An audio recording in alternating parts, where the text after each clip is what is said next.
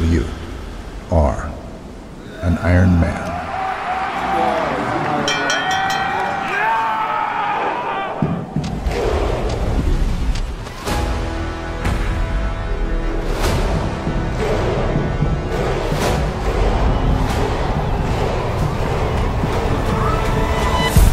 You know I be on the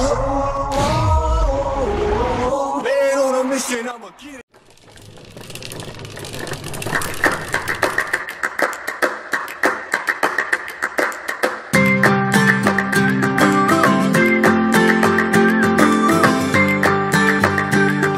Намираме се на сръбско-хърватската граница. Задръстването е много сериозно. Както си мислихме, че 11:30 леле, колко рано ще пристигнем, но уви, задръстването е...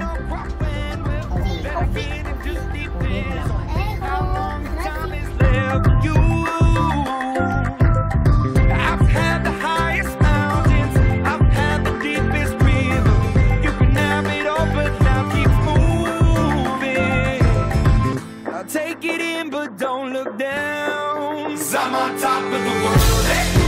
I'm on top of the world, eh? Waiting on this for a while now, paying my dues to the dirt. I've been waiting to smile, eh? Been holding it in for a while, eh? Ден 2 от нашето кемпер предизвикателство. Направихме една нощувка когато тръгнахме от София, направихме една нощувка в Хърватска, Ранч Рамарин. Много приятно място, вече сте го видяли в видеото. Много беше хубаво. Приятно жавишко място. Има жаби, има разни езерца. Вчера имаше сватба. Честно казвам, ние бяхме много уморени, тъй като тръгнахме доста раничко, към 6 часа в петък, първия ден. И в 10 часа всичко беше по леглата от нас. Сватбарите бяха до към 2. Имаше балкански ритми, странна беше с концепцията на сватбата. Тихо, после много шумно, после пак много тихо. Такива са балкански ритми. That's one small step for man, one giant leap for mankind.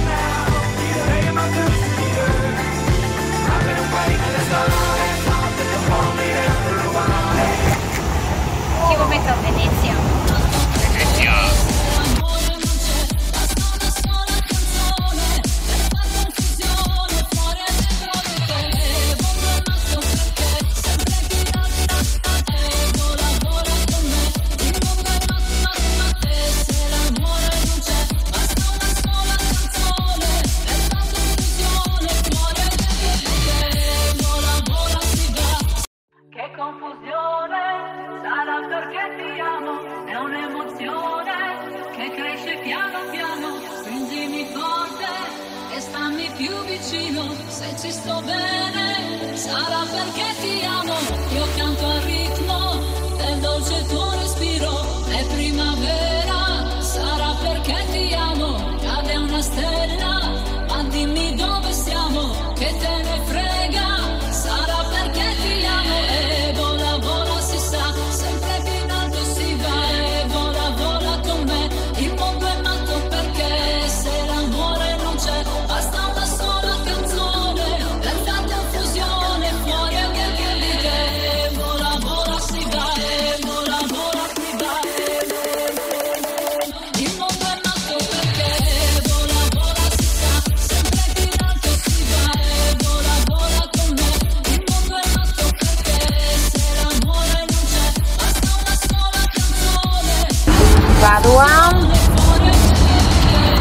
така, по-скоро. Така, тук се щупихме, това трябваше да минем и да дойдем тук, но утре живи и здрави ще се върнем и ще направим така. Гарно.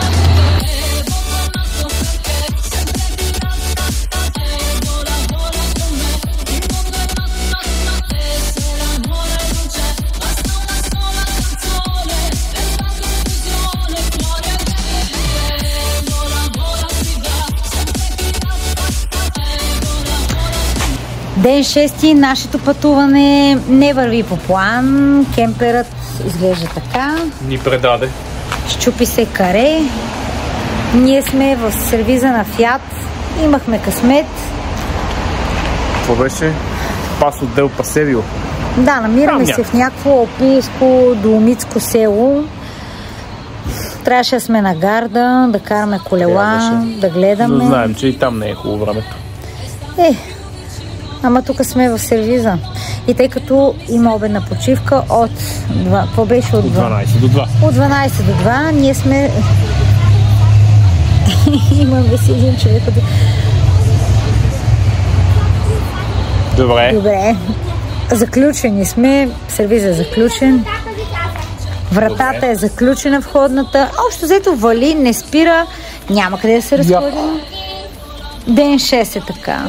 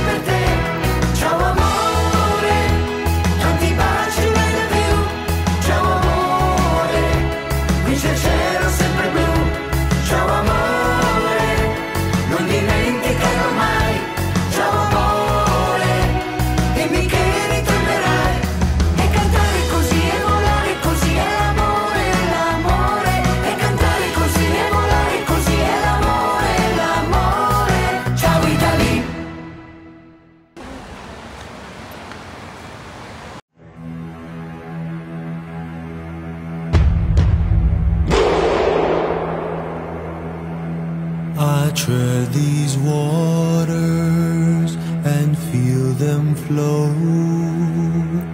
I take one breath before I go.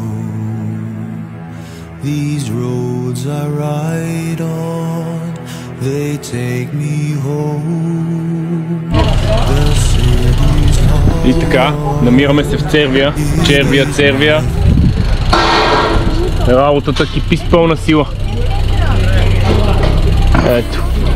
Мерят, разграфяват, попълват транзишъните. Ей така. Днеска дойдохме, направих едно бягане. Действаме! Сумата, която платих за мен беше ранна регистрация, защото отвориха регистрацията и аз се записах на следващия или на последващия ден, ако не се лъжа, беше 568 евро. Всяка една верига такива състезания. Първите 100 билета са на една такса, вторите 100 на друга и така се повишава с повече записани, по-висока такса. Тук не знам дали е така, но предполагам, че е по същия начин. Както някой, ако се е записал на Лъвско сърце, дори и на Утопията, първите няколко билета са по-евтини, следващите се покачва с 10, 20, 50 и накрая, които останат последните бройки за запълване, са най-скъпи.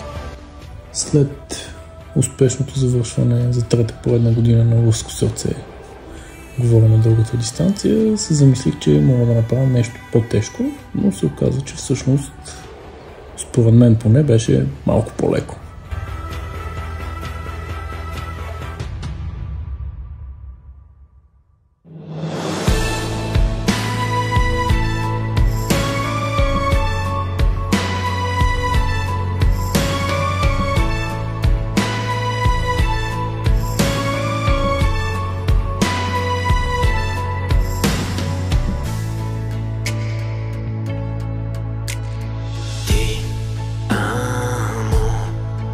Sogno ti amo, in aria ti amo, se viene testa vuol dire che Доброто, приятели, че след 7:30, 48 часа преди старта, точно, аз ще излеза да направя едно кратко бягане, последно, и да видим как е обстановката на старт финала. След малко. Ето обстановката. Попълнали са транзишъните и се подготвят за старта. Има. Черпя вдъхновение от семейството си. Имам идеи, да. За следващата година ще направя няколко 70.3 или половинка, като първото ми се да е в Гърция с тебе. Какво? Да. След това Батак и евентуално Белград. Ironman или Гърция, вече ще видим. За пълен, може би до година. По-до година, 2027. Ако следиш събитията Ironman и имаш желание да участваш в тях, много лесно влизаш в сайта и в всяко едно състезание, след като мине текущата година, ден, 2, 3, 5, седмица, 10 дни, отварят регистрацията за следващата година. Регистрирах се за събитието Ironman Емилия Романа, да кажем, веднага след като отвориха регистрацията за следващата година. Значи регистрира се 24 септември, някъде към края, нещо такова. Веднага всъщност. Веднага. Почнем състезание. Да. Горд съм от това, че завърших състезанието. Защото много хора не успяха да завършат. По една или по друга причина. Доволен съм и от времето, което постигнах. Единственото нещо, заради което съжалявам, е, че не видях семейството ми на финала. Защото ги подминах и в еуфорията ми просто не ги видях, не ги чух.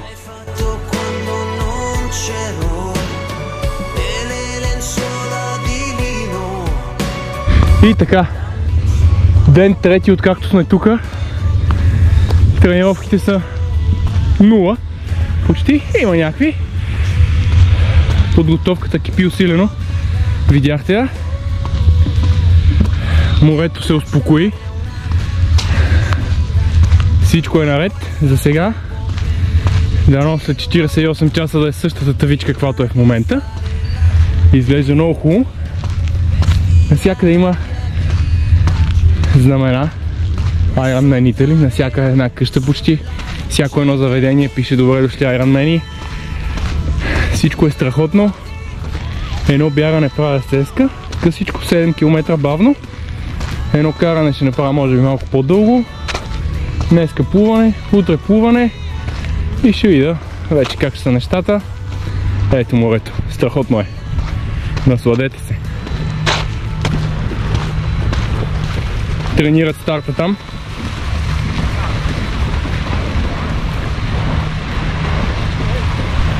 Много е плитко, вижда се, гледайте колко се бяга. И там също продължава да е плитко. Вижда се. Оп, вече почнаха да плуват. До шамандурата горе-долу може да се ходи. А плажа е нещо гигантско. Само вижте.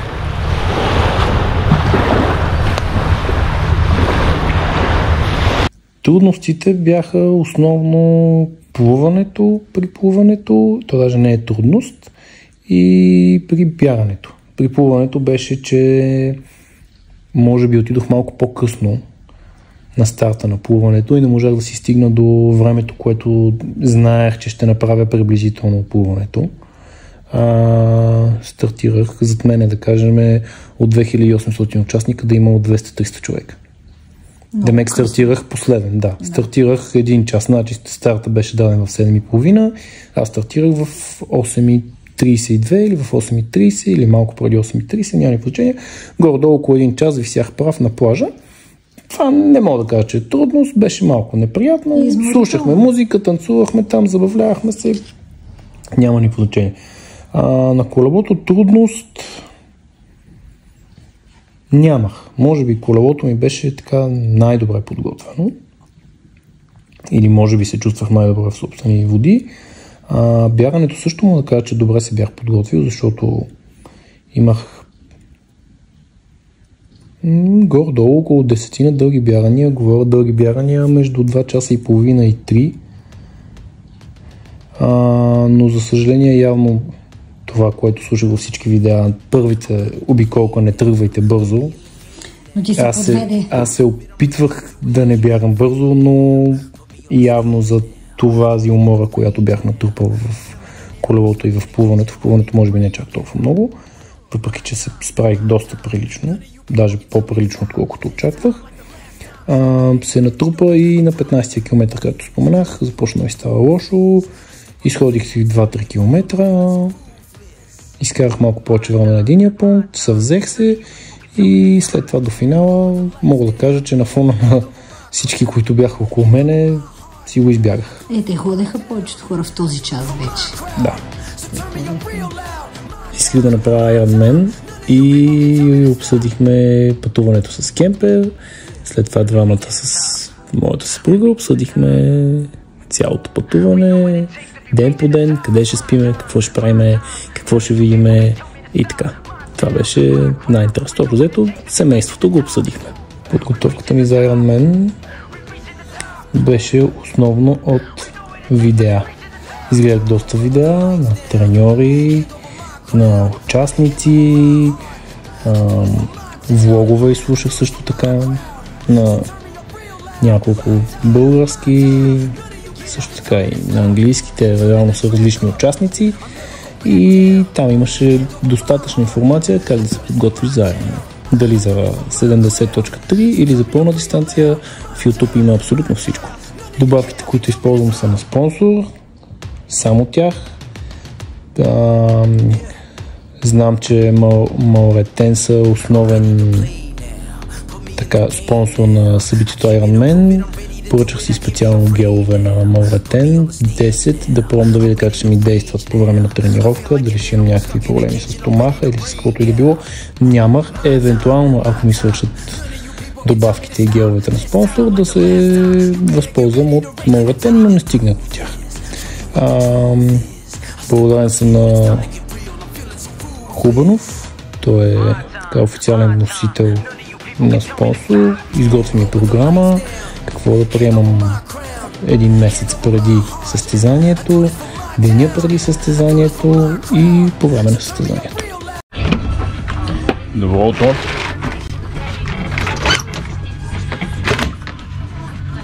Опа, така. Деня преди състезанието. До малко 24 часа имам до старта. Закусва се. Хубави работи. Малко ми е такова едно странно, но така ще. Трябва да приема днеска около 650-780 грама въглехидрати. Имам си меню, направено от доктор Хубанов. Благодаря за което. Страхотно. Къмпинчето е супер. Отидох да си чекирам колелото, но регистрацията е от 12. Сега отивам да направя едно леко плуване при моите зайци. И след 40 на минутки, може и малко повече, ще да чекирам колелото. Приготвил съм си всичките транзишън бегове. Всичко, каквото ми е необходимо. Малко беше на тъгъдък, защото информацията е оскъдна. Или аз не знам къде да я видя. Предположих, че ще ми изпратят имейли, но не ми изпратиха. Както и да е. Оправих се. 12 часа отивам да чекирам. Или малко по-късно. До после. И така. Търсиме си номерата.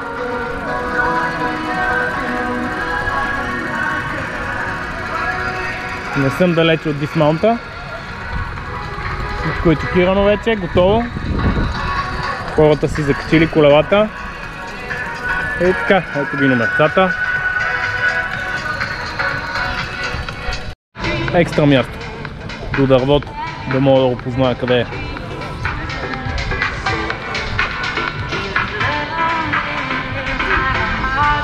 Все още няма много колела, добре е.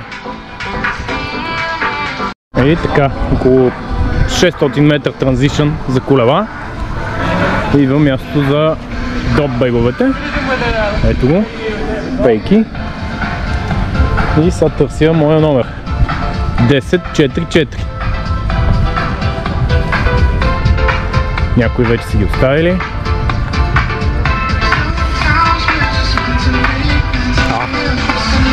Аха, добре, това е едната част. Ето виждате колко е дълга транзишъна. Съблекални. И още транзишъни. Дроп бегове. Готино. И малки забележки към организаторите, ама айде. Както и да е. 10-4-4. Хиха! На първото ще съм. Браво! Екстра. Добре.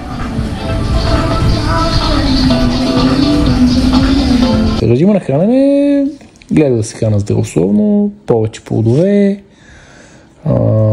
да ограничавам алкохола, газираните напитки, въпреки че съм страшен фен на един определен продукт на газираните напитки, няма никакво значение. Месец, може би преди старта, гледах да нямам в седмицата никаква допълнителна консумация на газирани напитки или на някакви шоколадови изделия. Гледах всичко да заместя с плодове. Основно мед, сладко и това е. Вода и изотонични напитки. Деня преди състезанието беше изцяло на въглехидрати. Горе-долу. Ориз, месо, хляб. Ориз, месо, хляб, паста с хляб, хляб с паста, ориз с хляб и така. Не, майтапа се. Режима точно деня преди състезанието имах специален хранителен режим, пак изготвен от Хубанов.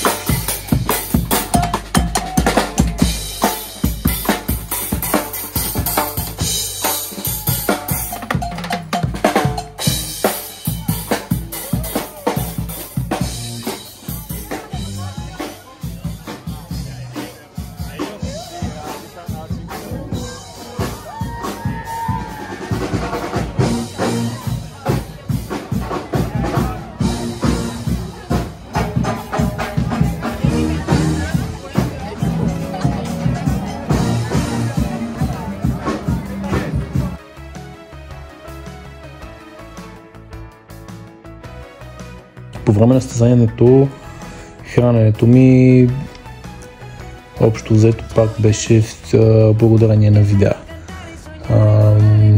Това, което си бях поставил за цел на всеки 50 минути от колелото да взимам по един гел и бях си поставил за цел да взема колелото за около 6 часа. Влезнах горе-долу, влезнах в тези около 6 часа, плюс няколко минути, няма никакво значение. Поех 6 гела за тези 6 часа и 4 енергийни барчета. Хидратацията не мога да кажа колко беше. Значи, тръгнах с 2 разтворени бутилки електролит и едно шише вода, изпих електролитите, разтворих и още едни. За количеството вода, което съм поел по време на състезанието, не мога да кажа, защото едно шише имах непрекъснато, което се доливаха с вода, от пунктовете взимах допълнително вода, консумацията беше доста сериозна и като излезнах от плуването, също приех един гел. Айде, готови сме за утрешния ден. Поливаме го, вълнението отново е голямо. Разглеждаме днеска от сутринта, всъщност, да, от сутринта маркират водата. И Ironman предстои. Не знам в колко часа е старт. И трака не си е свалил, но виждам, че е спокоен. Разхождаме се за последните слънчеви лъчи на плажа. Днеска е страхотен деня, утре водата още е по-страхотен, малко топъл. Няма 28 градуса. Но в София разбрах, че е 19, явно разликата е голяма. Ще ни е екстра. Като се приберем, слагаме кабините някой да ни види тена. Адаптация на място направих. Пристигнахме в ден вторник. Излезнах веднага да направя едно бягане, около 15 км направих, така сравнително леко. На следващия ден направих едно каране около 40 км или 45 май беше. Видях къде е транзишъна, видях горе-долу ориентировъчно къде се влиза и се излиза на плуването. Мога да кажа, че се адаптирах успешно. Общото ми време за цялото състезание беше 12 часа и 15 минути и 50 секунди. Плуването ми го направих за час и 16 минути. Първият транзишън беше 10 минути. Просто исках като така за доста голям транзишън, който ще се види във видеото, значи горе-долу транзишъна беше около 700 метра. Исках да се съблека спокойно неопрена, да си обуя чорапите, с които и бягах след това. Някои хора казаха без чорапи, това както ми е удобно. Да знам, че всичко ми е удобно и всичко ми е окей, всичко е моето. Направих си един бавен, лек и спокоен транзишън. Колелото ми беше за 6 часа и 7 минути. Вторият транзишън беше 6 минути и 10 секунди и бягането ми беше 4 часа и 36 минути. Силно исках да го направя под 12 часа, но не успях, защото на 15-я километър от бягането започна малко да ми става така дискомфортно. Първо на цялото тяло, спрях, починах, после пак започнах да бягам, пак усетих, че ми става неприятно, пак спрях, починах, на пункта се освежих, ядох, пих.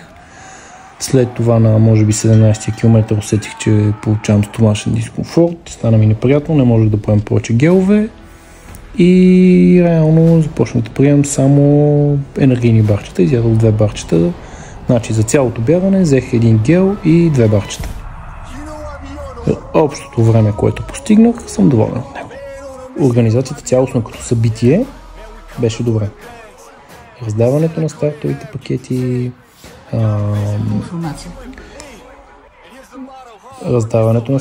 пакети, значи отваряне на транзишън, затваряне на транзишън, всичко беше окей, получаваше се някаква информация. От гледна точка на информацията, говориме кога ще е брифинга, кога ще е парада на нациите, в колко часа ще е старта, беше много оскъдно. Трябваше да влизаш в сайта и да намериш информация за тези неща. Докато на фона на българските състезания в началото, ден, 2, 3, преди самото състезание, преди раздаването на стартовите номера, ти си изпраща един имейл, дали с прикачен файл или с цялостна информация за цялото събитие. Раздаване на стартови номера, еди кога си, от еди колко си до еди колко си часа. Раздаване повторно на стартови номера, еди колко си часа. Може да си оставиш колелото от еди колко си до еди колко си часа. Пълна аджендата. Пълна информация за всичко. Докато тук на този Ironman, може би това си е стандартно за този тип състезания Ironman, тази верига. Не съм запознат, не мога да кажа, като участвам на второ, на трето, ще дам информация дали това е нещо нормално. За мен беше малко оскъдна цялостната информация за събитието. Психическата ми настройка беше да финиширам, да ударя камбаната и да чуя Peter, you are an Iron Man. Камбаната, значи тя има преди финалната арка на всеки един Iron Man и който финишира за първи път Iron Man, ако знае и е гледал видеа или се е интересувал, знае, че трябва да я бие, защото за първи път финишира Iron Man. И да видя моите любими хора на финала, за съжаление не ги видях.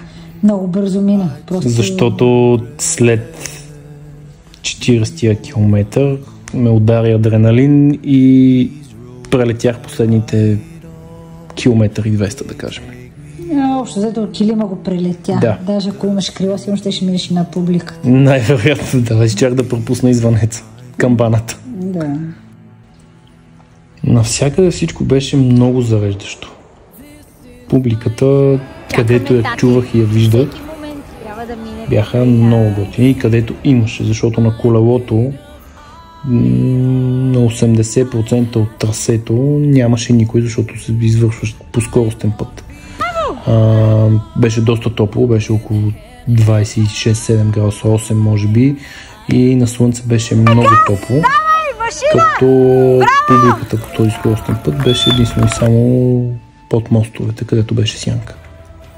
Бяха готини, викаха, кръщяха, нахъсваха всеки един участник, независимо дали си по-бърз, дали си по-бавен, дали си про или аматьор. На най-неприятния участък, който беше, така ако мога да го кажа, най-неприятния на изкачването, което е след 60 и между 60 и 70 км. Там публиката беше страхотна. Това изкачване се извършва в едно малко градче, в което минаваш буквално през центъра на града, през едно площадче, имаше огради, хората се бяха наредили, викаха, кръщяха с кръчетала, с свирки.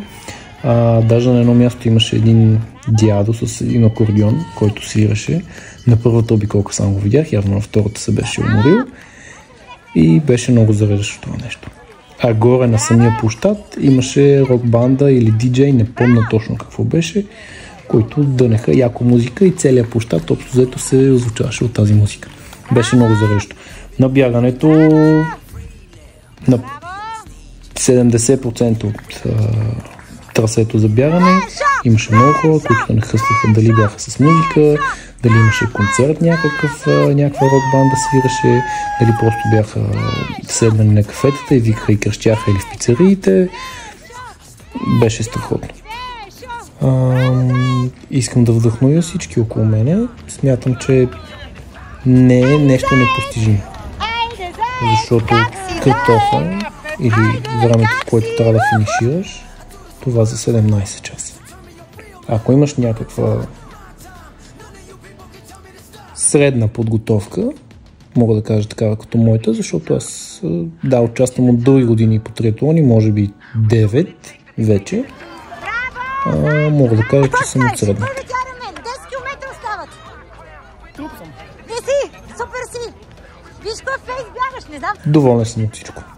И пак казвам, искам да вдъхновявам всички около мене. Най-вече моето семейство.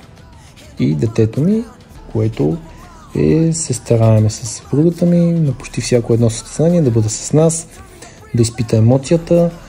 На следващото състезание, което ще го заведем от тази верига Ironman, ще разуча предварително и ще бъде записано на Iron Kit. Имаше такова състезание, беше в деня преди Ironman. в петък, състезанието беше в събота и... Пишеше, че от 3 до 16 години. От 3 до 16 години, да, вече нали, в какво се изразява това самото състезание, особено пък за 3 годишните, не можем да кажем, но следващия път, когато отидем на такова събитие, той ще бъде записан. За да усети магията на това нещо. Защото това за мен е магия и всеки, който ходи по състезание, знае, че състезанието, каквото и да е, It's time to show the world that limits and fear are just a mirage. Because with every stride you inspire someone, you never know who you might inspire.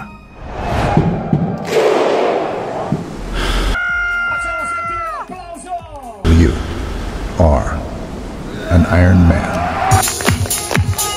Petar Cody, or an Iron Man.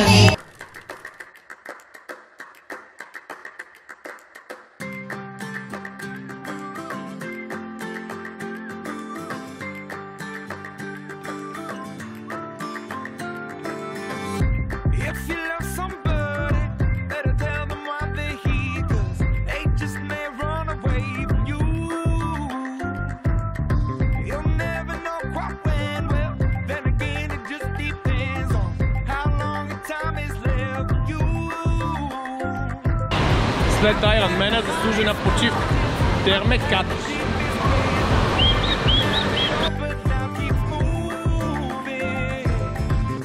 Take it in, but don't look down. 'Cause I'm on top of the world, hey. I'm on top of the world, hey. Waiting on this for a while now. Paying my dues to the dirt. I've been waiting to smile, hey. Been holding it in for a while, hey. Take you with me if I can. Been dreaming of this since a child. I'm on top of the world. I've tried to cut these corners, tried to take the easy way out. I kept on falling short of something. I could have gave up then, but then again I couldn't have, 'cause I've traveled all this way for something. I take it in, but don't look down. 'Cause I'm on top of the world, hey. I'm on top of the world, hey. Been waiting on this for a while now. Paying my dues to the dirt. I've been waiting to smile, hey. Been holding it in for a while, hey. Take you with me if I can. Been dreaming of this since a child. I'm on top of the world. That's one small step for man, one giant leap for mankind.